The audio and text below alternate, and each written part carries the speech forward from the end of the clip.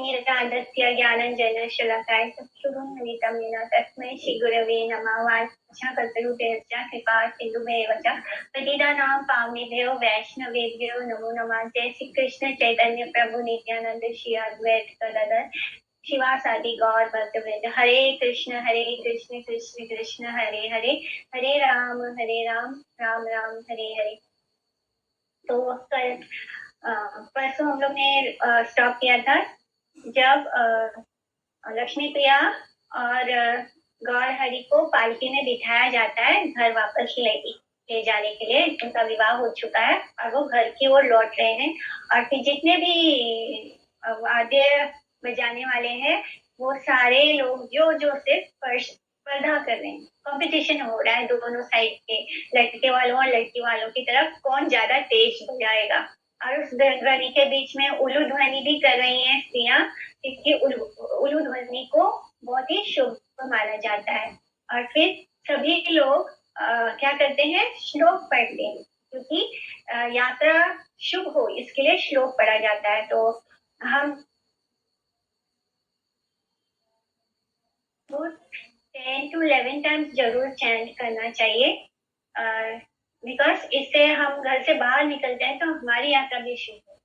तो इसी तरह जिससे यात्रा शुभ हो नव दंपति की, उसके लिए आशीर्वाद और श्लोक पढ़े जा रहे हैं। तबे प्रभु नमस्कारी सर्वमान्य गण, लक्ष्मी संगे डोलाए करीला आरोहण।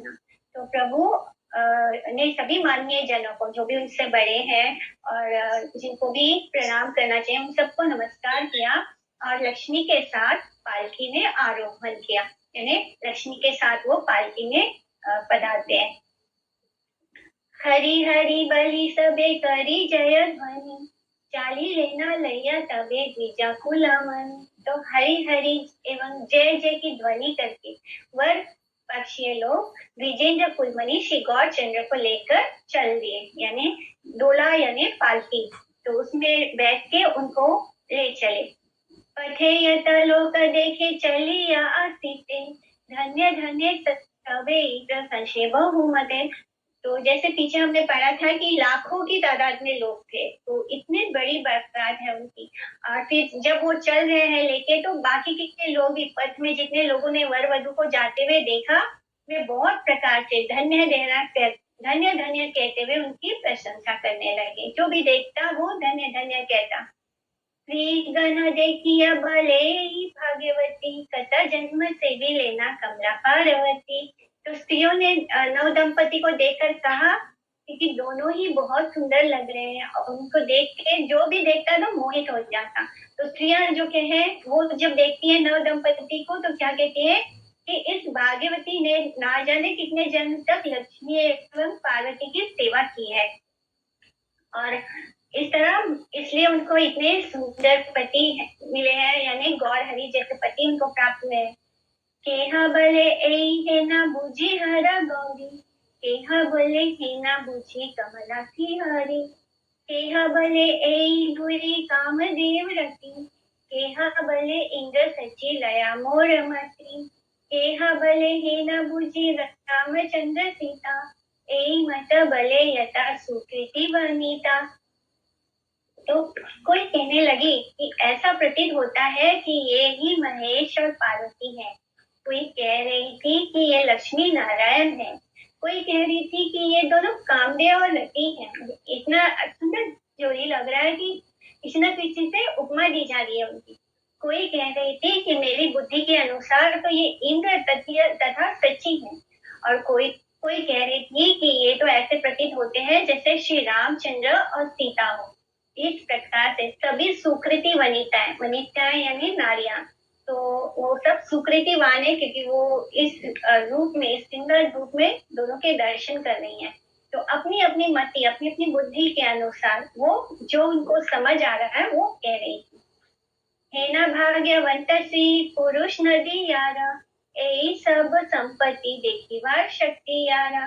तो नदिया के निवासी ये स्त्री पुरुष बड़े भाग्यवान हैं, जिनको ये सब संपत्ति देखने का सौभाग्य प्राप्त हुआ है। लक्ष्मी नारायण गल दृष्टि पाते, सुखमय सर्वलोक हैला न दियाते। तो श्री लक्ष्मी नारायण के शुभ दृष्टिपात से, तो वो सब दोनों भी सबको देख रहे हैं नवदीप वासियों को, तो उनका शुभ दृष्टिपात हो रहा है श्री नवदीप निवासी पर, और सभी लोग संपन्न हो गए। तो भगवान जब किसी पे दृष्टि करेंगे तो क्या होगा, तो वो लोग तो संपन्न हो ही जाएंगे। तो उनकी शुभ दृष्टि सभी पर पड़ रही है। नृत्य गीत वाद्य पुष्प वर्षिते वर्षिते परम आनंदे आयुना सर्वपते। तो लोग पुष्प वर्षा किए जा रहे हैं उन दोनों पर, नृत्य भी हो रहा है, गीत भी हो रहा है और वाद्य भी बज रहे हैं। सब लोग संपूर्ण मार्ग में पूरे रास्ते भर सभी नाचते गाते बजाते और पुष्प वृष्टि यानी पुष्पों की वर्षा करते करते परम आनंद पूर्वक चले आ रहे थे। तबे शुभ शने प्रभु सकल मंगले आई लेना गृह लक्ष्मी कृष्ण कुतूहले। उसके पश्चात शुभ क्षण में सभी मंगलों के साथ आनंद पूर्वक लक्ष्मी कृष्ण घर पर आ गए, यानी निमाई और लक्ष्मी प्रिया दोनों घर पहुंचाते हैं। सची माता द्वारा नव वधु का वरन, तो उनका स्वागत करती है सची माता, तो जो नियम होते हैं उनको करती है। तबे आई पतिव्रता गण संगे लैया पुत्र वधु घरे आने लेना हर्ष हैया। तभी सची माता पतिव्रता स्त्रियों के साथ वो साथ लेकर परम आनंदित होती हुई पुत्र वधु को घर में ले आए। गृह आती बसी लेना लक्ष्मी नारायण जया ध्वनि माया हैरा सकला भुवन। तो जिस समय श्री लक्ष्मी नारायण घर में आकर विराजमान हुए, उस समय संपूर्ण ब्रह्मांड में जय जय की ध्वनि गूंजने लगी। आनंद हैला से अकथ्य कथन से महिमा कौन जने करी वे वर्णा। तो उस समय जो अद्भुत आनंद हुआ वो अकथनीय है। ऐसा कौन व्यक्ति है जो उस युगल मूर्ति की महिमा का वर्णन कर सके। यहाँ मूर्ति विभा देखे ले नयने पाप मुक्त हरि आए वैकुंठ भुवने। तो जिनकी श्रीमूर्ति का विवाह नेत्रों से दर्शन कर लेने पर समस्त पापों से मुक्त होकर जीव श्री वैकुंठ धाम में चला जाता है। तो जिसने भी उनके विवाह का दर्शन किया है अपने नेत्रों से, उनके सारे पाप नष्ट हो गए, सब खत्म हो गया और वो मुक्त होकर श्री वैकुंठ धाम को चले जाते हैं। जो प्राकृत स्त्री पुरुष है, जो मटेरियल स्त्री पुरुषों का जो भोग युक्त विवाह होता है वह बंधन है। तो मटेरियल वर्ल्ड में जो विवाह होता है वो क्या है, वो हमारे बंधन का कारण होता है, क्योंकि उसके कारण हम इस संसार में और बंध जाते हैं। हम स्त्री पुरुष और जो भी हमारे रिश्ते नाते हैं वो हमें इस संसार में बांध देते हैं। किंतु वैकुंठपति भगवान श्री गौर नारायण की भगवती श्रीमती विष्णु प्रिया लक्ष्मी के साथ जो सम्मेलन रूप विवाह लीला है, उसके दर्शन करने पर संसार परायण जीवों की संसार भोग वासना विदूरित हो जाती है। यानी जो मटेरियलिस्टिक जीव है उनका संसार भोग वासना खत्म हो जाएगा। तो जो भी मटेरियल लोग, हम जैसे मटेरियल जीवात्माएं जो विष्णु प्रिया और श्री गौर नारायण की विवाह का दर्शन करेंगे, तो उससे क्या होगा, हमारे अंदर की जो भोग वासना है उसका अंत होगा और अप्राकृत ज्ञान के उदय होने पर जो ट्रांसेंडेंटल नॉलेज है उसका उदय होगा और उसके उदय होने से संसार से हम मुक्त होकर वैकुंठ की प्राप्ति करते हैं। ते प्रभु विभा लोक देखा साक्षात ते ही ताना नाम दयामय दीनानाथ। तो उन्हीं प्रभु के विवाह महोत्सव को सब लोगों ने साक्षात देखा, इसलिए उनका नाम दयामय एवं दीनानाथ है। प्रपंच में संसार के भोगों की स्पृहा से दीन कृपण लोगों को दिव्य ज्ञान प्रदान द्वारा उनकी संसार भोग वांछा दूर करके अपने स्वरूप से वैकुंठ में ले जाकर देव दुर्लभ सेवा अधिकार प्रदान करने के निमित्त ही लोगों के परम करुणा सिंधु प्रभु ने अपनी अप्राकृत विवाह लीला प्रदर्शित की है। तो भगवान ने इतने बड़े इसमें क्यों विवाह अपना प्रदर्शित किया, ताकि जितने भी लोग उस विवाह के दर्शन कर पाए। इसलिए लाखों में, यानी लाखों तो गिनती बच्चों की थी, उससे कहीं ज्यादा लोग नवद्वीप वासियों के थे। वो सारे लोग इस विवाह के दर्शन के इसके हिस्से में थे, यानी वो सभी इसके हिस्सेदार बने थे। तो उन सभी ने विवाह देखा, तो भगवान को क्यों इतने सारे लोग को इकट्ठा करने की जरूरत पड़ गई, यानी ये लीला क्यों करनी पड़ी? ताकि ऐसा करके भगवान जो है करुणा नहीं, भगवान करुणा सिंधु प्रभु ने अपने इस ट्रांसेंडेंटल अप्राकृत विवाह लीला प्रदर्शित की, ताकि वो इन सभी लोगों पर जो भी इस विवाह के दर्शन करेंगे उन सभी लोगों पर अपनी कृपा दृष्टि बरसाना चाहते थे, जिससे कि वो सब भी अपने पापों से मुक्त होकर वैकुंठ धाम को जा सके, मुक्ति को प्राप्त कर सके। तबे यथा नट भात भिक्षुक गणे रे, तुषी लेना वस्त्र धना वचने सबारे। तत्पश्चात प्रभु ने नटो भाटो यानी जो नट यानी जो नाटक करते हैं, उन करने वालों को क्या बोलते हैं? नट बोलते हैं। नटों को, भाटों को, भाट जो नाच रहे थे, गा रहे थे, भिक्षुक जो ब्राह्मण थे और जो भिक्षुक थे, वो सब, उन सबको क्या दिया प्रभु ने? वस्त्र दिया, धन दिया, और अपनी मीठी वाणी से, मधुर बोले से उन सबको प्रसन्न कर दिया। लोक शिक्षक प्रभु की गृहस्थ के सर्वोत्तम आदर्श रूप से योग्य व्यक्तियों को यथा साध्य पुरस्कार और मान दान की लीला देखने योग्य है, मान और दान की लीला देखने योग्य है। तो इस तरह भगवान ने जो जैसा था, उसको जिसके लिए जो सही लगा उनको वैसा उन्होंने मान दिया और दान दिया।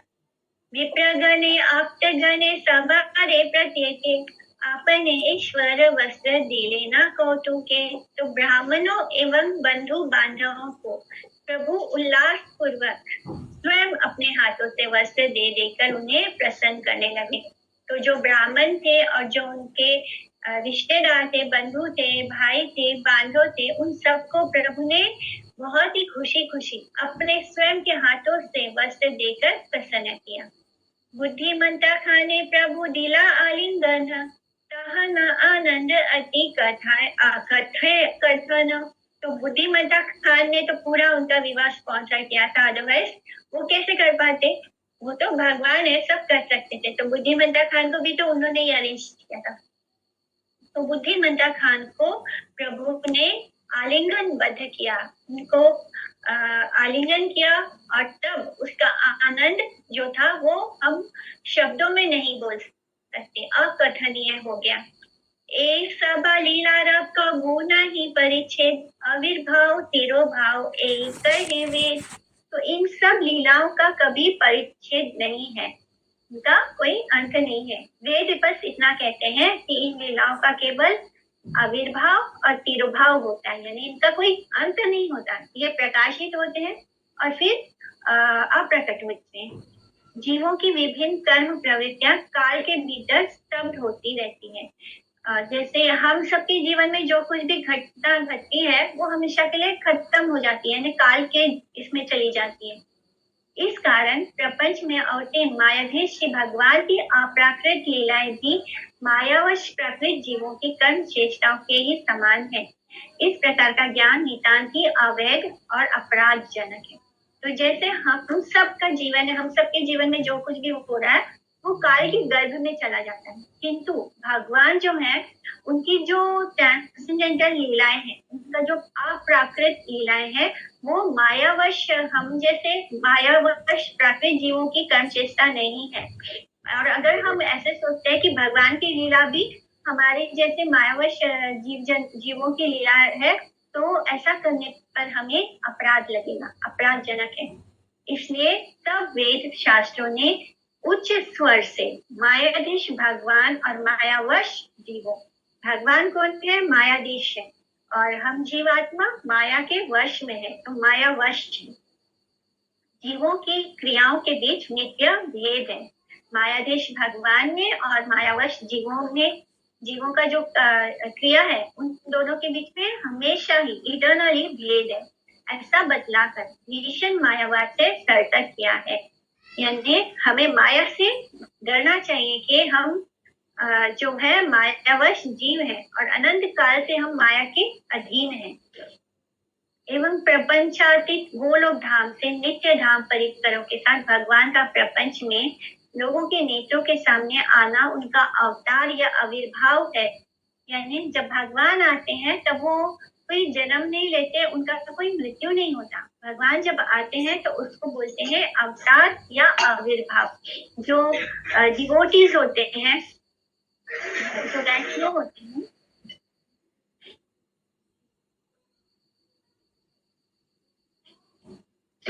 जो वैष्णव होते हैं उनको उनका जब जन्मदिन होता है तो हम क्या बोलते हैं? आविर्भाव दिवस बोलते हैं।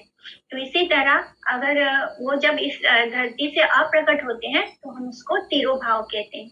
तो या तो यानी प्राकट्य दिवस होता है और अप्रकट दिवस होता है, और जब भगवान आते हैं तो उसको अवतार कहते हैं।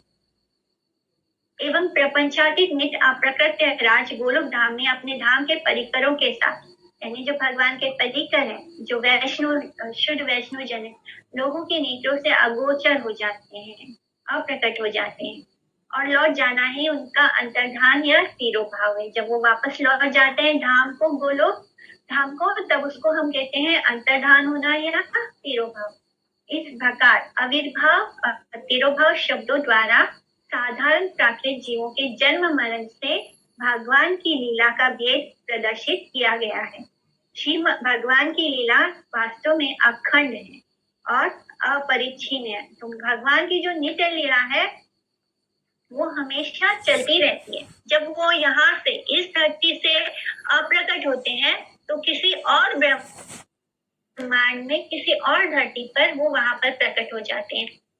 यानी जिस तरह भगवान के एक एक लोमकूप से, एक एक हैर के पोर से अनगिनत ब्रह्मांड का जन्म होता है, इसी तरह भगवान ने अपने आप को इतना विस्तार कर रखा है कि अभी किसी ब्रह्मांड में भगवान की दामोदर लीला चल रही होगी, और किसी ब्रह्मांड में भगवान रासलीला कर रहे होंगे, और किसी ब्रह्मांड में श्री महाप्रभु अपनी लीला कर रहे होंगे। इसलिए हम लोग बोलते हैं कि कथा रोज पढ़नी चाहिए, क्योंकि किसी न किसी जगह पे भगवान साक्षात वो लीला कर रहे हैं।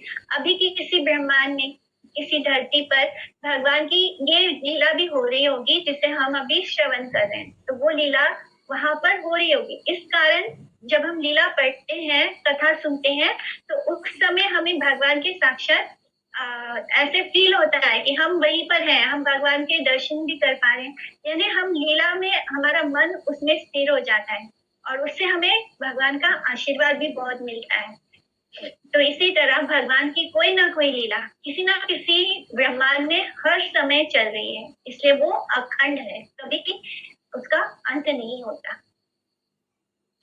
दंडे के ए सब लीला यथा हाइचे तथा वर्षे ताहा के वर्णिते ही नाचे। तो विष्णु की इन सब लीलाओं में से एक घड़ी के भीतर भी जितनी लीलाएं हो रही है, ऐसा कौन मनुष्य है जो उनका 100 वर्षों में भी वर्णन कर सके। तो भगवान विष्णु की जो ये सब लीला है वो एक घड़ी, एक पल में जितनी लीला हो जाती है, उसका वर्णन करना किसी भी मनुष्य के बस की बात नहीं है। ना तो वो 100 वर्ष भी उसको दे दिया जाए तभी वो उसका वर्णन नहीं कर सकता। नित्यानंद स्वरूपेरा आज्ञा धरी शिवे सूत्र मात्र लिखी आमी कृपा अनुसारे।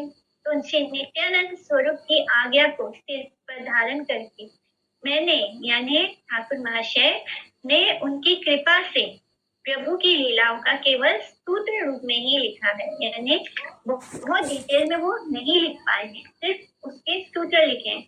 फिर भी जब हमने उनके विवाह का जो वर्णन सुना पिछले क्लास में, तब यही लग रहा था कि कितनी छोटे छोटे डिटेल्स को लिखा गया है। तो ये इनको इसलिए साक्षात व्यासदेव कहा जाता है, क्योंकि ये व्यासदेव का ही अवतार है। श्री वृंदावन दास ठाकुर इतने अच्छे से उन्होंने वर्णन किया कि हम सबको ऐसे लगा कि हम उस क्षण वहां पर हैं। ये सब ईश्वर लीला ये पढ़े ये सुने, से आवश्यक विहराए गौर चंद्र तने।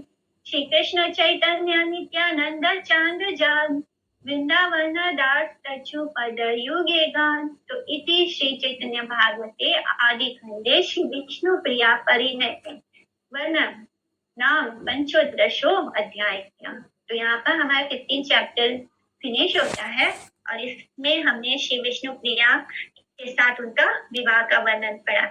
प्रभु की इन सब लीलाओं को जो लोग पढ़ते हैं एवं सुनते हैं वे अवश्य ही श्री गौरचंद्र के साथ विहार करते हैं। श्री कृष्ण चैतन्य एवं श्री नित्यानंद चांद जिनके जीवन है वे वृंदावन दास उनके युगल श्री चरणों में उनकी महिमा का गान करते हैं। इति गौड़ीय भाष्य में पंचदश अध्याय।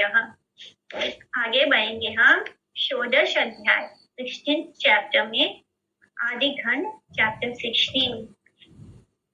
तो इसका कथा सार सुन लेते हैं। इस अध्याय में ठाकुर श्री हरिदास की महिमा का ये बहुत ही सुंदर चैप्टर है। यहाँ पे हम हरिदास ठाकुर के बारे में पढ़ेंगे और बहुत सुंदर तरीके से इसमें श्री हरिदास ठाकुर ने जो महिमा बताई है हरे कृष्ण महामंत्र का, उसका श्रवण करने का अवसर मिलेगा हम सबको। इस अध्याय में ठाकुर श्री हरिदास की महिमा वर्णन के प्रसंग में नवदीप की तत्कालिक परमार्थ शून्य अवस्था, अद्वैत आचार्य के साथ हरिदास का मिलन, हरिदास के विरुद्ध काजी का अभियोग, 22 बाजारों में बेत्राघात आदि उत्पीड़न, हरिदास के ऐश्वर्य दर्शन से यवनाधिपति का विस्मय, निर्विघ्न पूर्वक उनको कृष्ण संकीर्तन करने की आज्ञा प्रदान, फुलियाकर की गुफा में हरिदास की 3 लाख नाम ग्रहण चेष्टा, गुफा स्थित महानाग का वृतांत, ढोंगी विप्र की अनुकरण चेष्टा, हरि नदी ग्रामवासी उच्च कीर्तन विरोधी वैष्णव अपराधी ब्राह्मण वो की दुर्गति आदि विषय वर्णित हुआ है।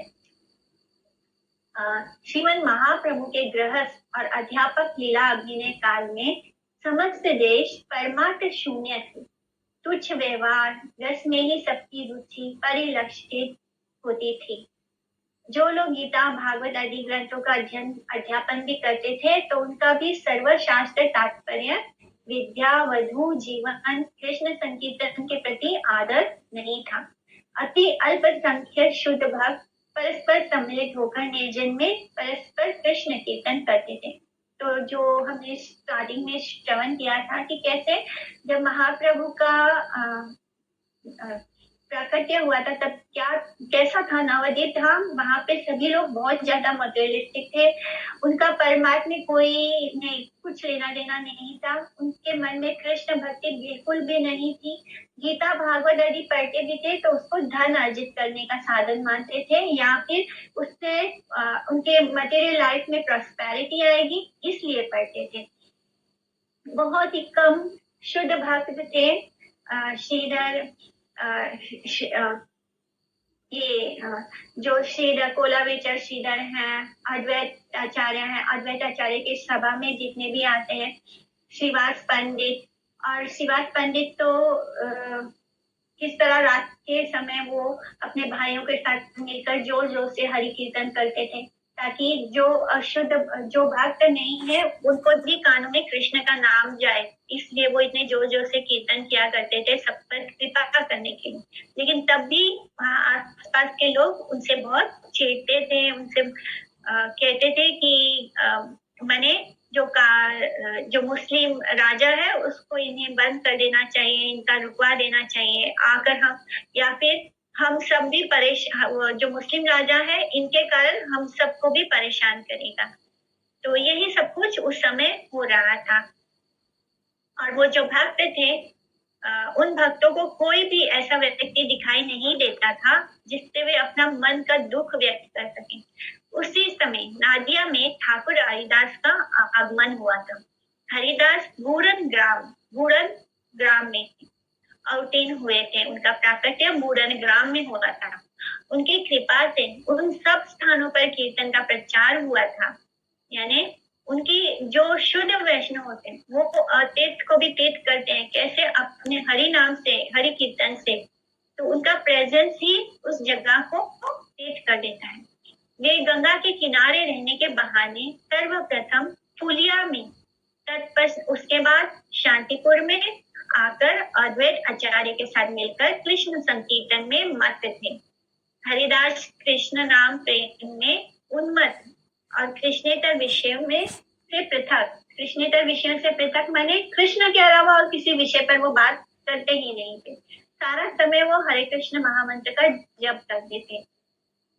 पुलिया का ब्राह्मण, पुलिया is the name of place, पुलिया का ब्राह्मण समाज हरिदास के शुद्ध सात्विक भाव का दर्शन करके उन पर विशेष श्रद्धा करने लगा था। उसी समय हरिदास के विरुद्ध यवन मुल्कपति के निकट महापापी काजी ने अभियोग लगाते हुए कहा कि हरिदास यवन कुल में आविर्भूत हुआ है, यानी उनका जो प्राकट्य है वो यवन कुल में हुआ है, मुस्लिम के घर में उन्होंने जन्म लिया है, फिर भी हिंदुओं के देवता के नाम का आचार और प्रचार कर रहे हैं। तो मुस्लिम जो होते हैं वो हिंदुओं को क्या बोलते हैं? काफिर बोलते हैं। वो मूर्ति पूजा को नहीं मानते हैं, जो कुछ भी हिंदू लोग करते हैं वो सब उसका ऑपोजिट करते हैं। तो वो क्या, उन्होंने कहा, जो वहां का काजी था उसने क्या कहा कि ये तो यवन कुल में इनका आविर्भाव हुआ है और ये हिंदुओं के देवता का नाम का आचार और प्रचार कर रहे हैं। हरिदास के मुल्कपति के पास ले जाने के लिए लोगों के आने पर हरिदास ठाकुर, तो जो लोग आए काजी के कहने पर कुछ लोग उनको पकड़ने के लिए आते हैं, तो वो लोग जब उनको लेने के लिए आते हैं तो हरिदास जो है निर्भय पूर्वक बिना डरे यवन अधिपति के निकट उपस्थित हुए। तो जो काजी है उसके सामने वो उपस्थित हो जाते हैं, जिनके अंदर कोई भय नहीं है, कोई डर नहीं है। वहां पर हरिदास के दर्शनों के फल से हम लोगों की कारागार क्लेश यंत्रणा दूर होगी, ऐसा विचार करके कारागार के बंदियों ने कारागार रक्षकों से अतिशय अनुनय विनय करके ठाकुर के दर्शनों की अभिलाषा व्यक्त की। श्री हरिदास ने बंदियों के उस प्रकार विषय निर्मूल अवस्था ही हरिभजन के अनुकूल है ऐसा समझाकर उनको सर्व स्थान पर सर्व अवस्था में आत्मा की स्वाधीनता रूप कृष्ण दास की कर्तव्यता के विषय में उपदेश दिया। तो जब उनको काजी के सामने पेश किया गया तब क्या होता है, सब जो कारागार के जो रक्षक थे, कारागार के जो बंदी थे, उन्होंने कारागार रक्षकों से बहुत ही अनुनय किया, विनय किया कि वो ठाकुर के दर्शन करवाए उन्हें। तो श्री हरिदास ने बंदियों को, जो बंदी थे उस जगह जेल में, उनको कहा कि वो जिस परिस्थिति में है वही उनकी हरिभजन के लिए अनुकूल है, और ऐसा समझाकर उनको सभी अवस्था में, हर समय, चाहे वो जैसे भी अवस्था में क्यों ना हो, उस अवस्था में उन्हें कृष्ण का दास का स्वीकार करना है और हरिनाम करना है। ये उपदेश उन्होंने दिया उन बंदियों को। मुसलमान अधिपति ने हरिदास से जब हिंदू धर्म ग्रहण करने का कारण पूछा, तब हरिदास ठाकुर ने कहा कि सभी के ईश्वर एक अद्वैत ज्ञान तत्व है। वे जीवों के हृदय में अवस्थित होकर प्रयोजक कर्तृत्व रूप से जिनको जिस प्रकार के कार्य में प्रवृत्त करते हैं, प्रयोजक कर्तृत्व रूप से वे जीव उसे ही करते हैं। महापापिष्ट काजी के अनुरोध पर यवन अधिपति ने कठिन दंड का, तो काजी उन्हें अपने राजा के पास ले गया। यवन अधिपति यानी यवनों का राजा, तो यवन राजा, यवनों का नहीं, वो सभी का राजा था उस वक्त नवद्वीप में, तो यवन राजा था। तो काजी उसको अपने राजा के पास ले गया, अब यवन अधिपति के पास। तो उसने हरिदास को कठिन दंड का भय दिखाते हुए हरिदास को स्वधर्म ग्रहण करने के लिए कहा, यानी वापस अपने धर्म को ग्रहण करें, मुस्लिम धर्म को। तो जिसे सुनकर हरिदास ने कहा कि अपनी देह के मैं अपने शरीर को खंड विखंडित बोध कर दूंगा, अथवा गत प्राण होने पर भी मेरे अंदर शरीर में प्राण नहीं भी बचे तब भी, यानी मैं मरने जैसे हालत में क्यों ना हो जाऊं, तब भी वे हरिनाम कीर्तन रूप स्वधर्म, यानी उनका असली स्वधर्म ये नहीं है कि वो इस्लाम को ग्रहण करेंगे, उनका असली स्वधर्म ये है कि वो हरिनाम करेंगे। तो हरिनाम कीर्तन रूप स्वधर्म अर्थात जीव मात्र की आत्मा के धर्म, तो हम सब की आत्मा का यही धर्म है, हरिनाम कीर्तन। तो जीव मात्र आत्मा के धर्म का कभी भी किसी भी अवस्था में परित्याग नहीं करेंगे। काजी के आदेश अनुसार हरिदास को 22 बाजारों में दुष्टों द्वारा अति निष्ठुर भाव से वेत्राघात करने पर, वो जो चाबुक होता है, घोड़े को मारते हैं जैसे चाबुक से, वैसे चाबुक से उनको 22, वहां पे जितने भी बाजार थे, 22 बाजार थे, उन सभी जगह उनको पीते पीते ले जाया गया उस चाबुक से, क्योंकि उन्होंने इस्लाम धर्म को, उनका मुस्लिम धर्म जो है उसको अस्वीकार किया और कहा कि जीव मात्र का धर्म केवल हरिनाम संकीर्तन है। और फिर भी, और उसको बड़े ही काजी ने आदेश दिया कि उसको 22 बाजारों में पीटा जाए, तो उनको ऐसे चाबुक लेके बहुत मारा गया और पूरे 22 बाजार जितने थे वहां पर उनको पैदल पीटे पीटे ले जाया गया। इस तरह उनके हरिदास के श्री अंग पर किसी प्रकार का दुख का कोई चिन्ह अथवा उनके प्राण वियोग होते देखकर उनके अंदर कोई दुख नहीं था। जो भक्त होता है, भक्त को शरीर से कोई मोह नहीं होता, तो उनके श्री अंग पर बहुत आघात किया, पर किसी प्रकार के दुख का उनके अंदर कोई चिन्ह नहीं दिखा।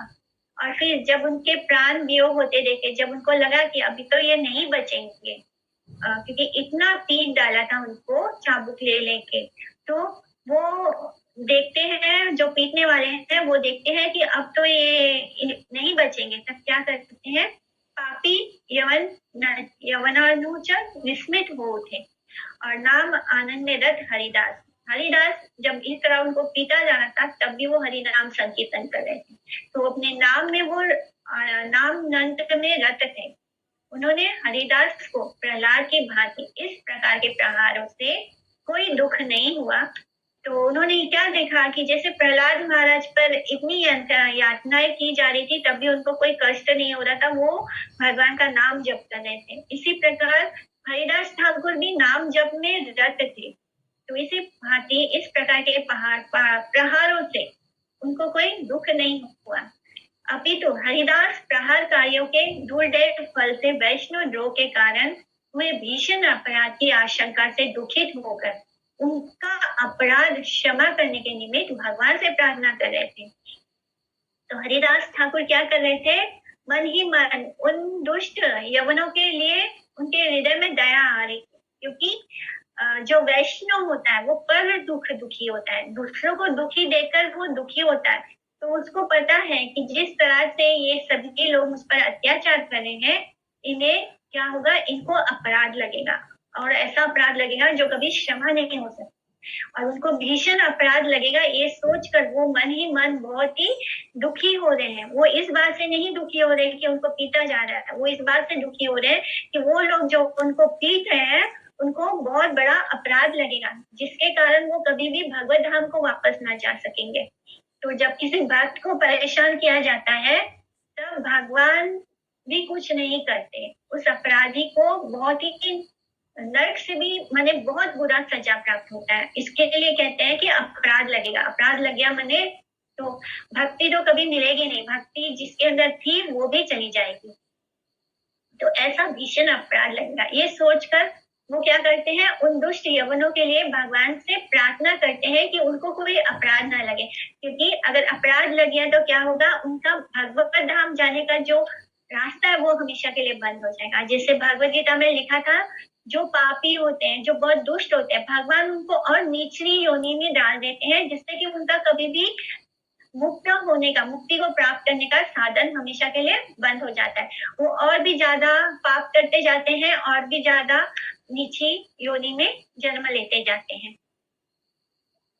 हरिदास का विनाश करने में असमर्थ होने पर वे पापी अनुचर यवन अधिपति द्वारा कठोर दंड पाएंगे।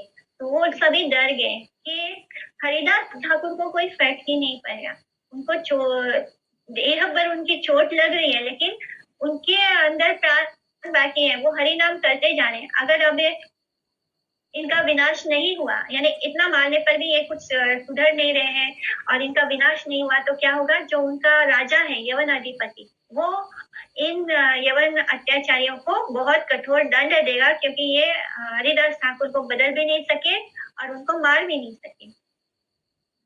तो इस तरह वो दंड पाएंगे। तो ये बात जब वो आपस में बोल रहे थे, तो हरिदास ठाकुर इसको सुने।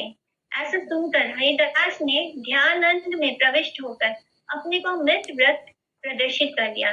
तो जैसे हम योगा और मेडिटेशन से क्या कर सकते हैं, हम कुछ देर के लिए अपने प्राण वायु को ऊपर की ओर ले जाते हैं, जिससे कि देह क्या होता है, वो मृत के समान लगता है। तो प्राण वायु को ऊपर ले जाना यानी वो सिर की तरफ जाता है। तो जब सिर की तरफ ध्यान में जब हम प्राण वायु को ऊपर ले जाते हैं तो हमारा शरीर जो होता है ऐसे लगता है उसमें कोई जान नहीं है, वो मर चुका है। तो हरिदास ठाकुर जब देखते हैं कि ये लोग इस तरह बात कर रहे हैं कि ये हरिदास ठाकुर को नहीं मार पाए और हरिदास ठाकुर हरि नाम कर रहे हैं, तो उनकी मृत्यु कैसे हो सकती है। तो वो हरि नाम करते जा रहे हैं और ये लोग मारते जा रहे हैं और हरिदास ठाकुर का कुछ बिगाड़ नहीं पा रहे हैं। जब हरिदास ठाकुर नहीं सुनते हैं, ये आपस में इस तरह बोल रहे हैं कि अगर हमने इनको नहीं मारा, इनका कुछ विनाश नहीं किया, तो जो राजा है उनका, वो इनको बहुत कड़ा दंड देगा। ये सुनते ही हरिदास ठाकुर ध्यान में चले जाते हैं और ध्यान में वो अपने शरीर को इस तरह प्रदर्शित करते हैं जैसे कि वो मृत हो गए हैं, मर चुके हैं। हरिदास को कब्र देने से यवन मतानुसार उनकी सदगति हो जाएगी। इस विवेचना से उनकी असदगति के निमित्त काजी ने उनको गंगा में फेंक देने का आदेश दिया। यानी जो उनका धर्म है उसके अनुसार क्या, अगर कोई मर जाए और उसको कब्र में दफन किया जाए तो उससे क्या होता है, कुछ कहते हैं उसको, तो कब्र में दिया जाए, कब्र में दफन करने से क्या होता है, उसको जन्नत प्राप्त होगा, जन्नत में जाएगा वो व्यक्ति। तो ये सोचते हैं, यवन सोचते हैं अगर हमने इसको, ये मर चुका है, अब अगर हमने अब इसको कब्र में डाल दिया तो इसका सदगति हो जाएगा, इसको जन्नत मिल जाएगा। तो ये सोचकर वो सोचते हैं कि नहीं नहीं, इसको जन्नत नहीं मिलना चाहिए। तो क्या करता है, काजी बोलता है इसको गंगा में फिकवा दो ताकि इसको जन्नत ना मिले। तो ये मुस्लिम लोगों का ये होता है कि कब्र में अगर डाल दिया जाए, तो जब कब्र में डालते हैं तब सभी लोग एक एक मुट्ठी जो मिट्टी होता है वो लेकर उसमें डालते हैं, जिससे कि वो व्यक्ति जो है उसको जन्नत प्राप्त हो, लेकिन उसको सदगति मिले। लेकिन ऐसा ना मिले इसके लिए काजी ने हरिदास ठाकुर को, जो कि ध्यान में थे लेकिन वो सब उनको मृत समझकर गंगा में फेंक देते हैं। उस समय हरिदास की देह में विश्वम्भर का अधिष्ठान होने के कारण सबके द्वारा मिलकर चेष्टा करने पर भी वे उनकी देह को तनिक भी हिला न सके। तो उस समय क्या हुआ, जो उनका देह था उसमें विश्वम्भर का अधिष्ठान हो गया, भगवान का वास है, जिस कारण उनका देह इतना भारी हो गया कि सभी लोग